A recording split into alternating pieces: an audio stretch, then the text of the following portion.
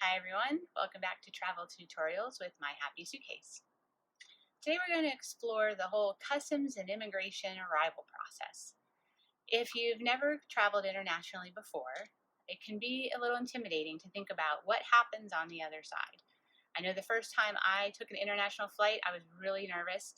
Wasn't sure I was going to go to the right place. Would I find what I needed to find? How do I make sure I go through passport control, and don't bypass it by mistake? Lots of angst and anxiousness inside. So I'm going to walk you through what you can expect when you get to the other side of your flight. So in terms of, knowing where to go, all I can say is trust me, you will know. You just follow the crowd. When you get off the plane, they pretty much funnel you into a singular path toward the immigration hall. So, just follow the crowd, really. There will be signs that say, baggage claim or passport control. It's typically one of those two or those two combined. So it's really easy to figure out where to go. Just follow the herd. You really can't get lost. They channel you through the hallways to exactly where you need to be in the immigration center. Once you get to the immigration hall, there's lanes that are going to be different. So, for example, if you're traveling to the EU, typically there will be signs that say EU passports this way, all other passports that way. So just follow the all other passports. Sometimes it might actually allow you to go in through the local line. So the UK recently has changed this where the US, people with US passports can go through the same side as UK passport holders, but it's contingent on one thing, and that's having the electronic passport. So I'll come to that in a second. But just look at the signs, and whichever lane applies to you, go through that lane. You might have to wait a while. I have had some times when I've arrived, I've gone straight through, in and out, 10 minutes, easy peasy.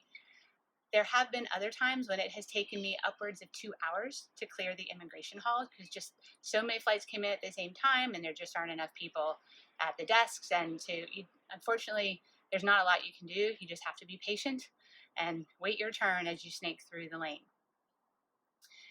When you get up to the desk, if you have to go up to a desk, there is typically an immigration officer. One thing to know is if you're traveling with other people, you can all go to the desk together. You don't have to go to separate desks, especially if you're a family traveling together. But even friends, if you're traveling together, you can go up to the desk together. So you don't have to break up. So when you approach the desk, typically you'll hand them your passport and your landing card if you've been given a landing card. Not everyone requires landing cards these days, but if they do, they typically will pass them out on the plane. So if you're not sure, you can always ask a flight attendant, but they'll typically pass out landing cards on the plane. You can fill it out ahead of time. Then when you get to that desk, it's already completed. It's really important to have that landing card completed before you get to the immigration desk, because if it's not, they'll send you back to the back of the line for you to fill it out, and then you have to wait in line and come back. So make sure your landing card's complete. Hand it with your passport to the agent. They'll typically ask you a few questions. Where did you travel from? Where are you staying? So make sure you have the exact location of your address of stay. So whether it's a hotel or a B&B, or even if you're staying with, maybe you have some friends who live overseas, make sure you have that address with you at the time that you check into that desk, because they're going to want to know that. You will also need that for the landing card. If you have to fill out a landing card, you have to put a specific address on there. So make sure you have that handy. They might ask you, where all are you planning to visit? Sometimes they'll ask you, where do you live? What do you do for a living? Who do you work for? If you say you're coming to visit friends, they might ask for the names of your friends. And are your friends locals, or are your friends also, American citizens in my example? So they're going to ask you a series of questions. Just answer them as truthfully and honestly as you can. They're just doing their job, trying to check to make sure that, you are a trustworthy traveler. So answer the questions. If you don't know the answer to a question, then say you don't know. One other thing that you might get asked is to prove that you're leaving when you say you are. So if you say, I'm here for 10 days, they might turn to you and say, well, show me your departure information. So you're going to want to be able to produce, whether it's on your phone or a hard copy, a copy of your itinerary or your plane ticket that proves you are leaving when you say you are. If you don't have that and they've asked for it, they can actually deny you entry into the country. It almost happened to me once. I didn't have it with me, and I got a lecture by the immigration officer telling me how he didn't have to let me in and he could send me right back to where I came from. So make sure you have that with you. So any documents they ask you to produce, again, it's fine if they're on your phone. You can show them on your phone. Hand those out to the immigration officer. They'll stamp your passport, send you on your way. You go pick up your bags, and you're off. After you pick up your bags, there is a secondary control. There'll be signs that say, if you have anything to declare or nothing to declare. So one thing that's worth looking is what is considered items that are necessary to declare when you're traveling to whatever country you're going to be arriving into. There are sometimes things like alcohol, tobacco, that sort of thing that you have to declare them if you're taking them into the country. So look that up before you go, and then choose the appropriate lane based on whether you do or do not have things to declare.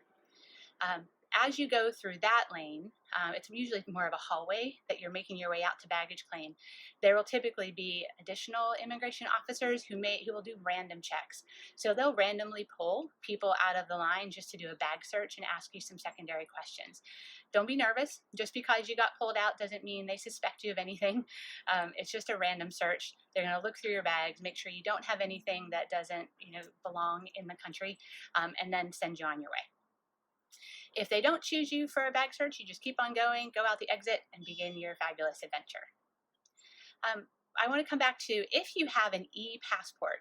So on the front of your passport, you might have something that looks like a little old-fashioned, floppy disk or a chip on a credit card. That indicates it's an electronic passport, which means it can be read by computer terminals. So some places will let you actually go through the immigration checkpoint if you have an electronic passport, even if you're not from that country. The UK is one of those. They recently started doing that. So as an American citizen with that electronic chip, I can actually go through an immigration checkpoint that doesn't involve any human beings. You wait your turn. There's a series of computer terminals that have little doors that slide open. You put your passport face down on the screen reader. It'll read your passport. It'll tell you to look at the camera, and then assuming that you get let in, the light will turn green, the doors will open, and you go on your way. But again, only if you have that chip are you eligible to use those lanes. But if you do, it's great because it's so much quicker. That long snaking 2-hour line disappears. Right, well, hopefully this has helped kind of dispel some of the worries and myths about what happens when you get to the other side of that flight. For more travel tutorials, you can check out this YouTube channel. You can also subscribe to this channel and get updated whenever we add some new videos to the inventory. Or for more travel tips and just kind of some fun stories, you can visit myhappysuitcase.com. Thanks for watching.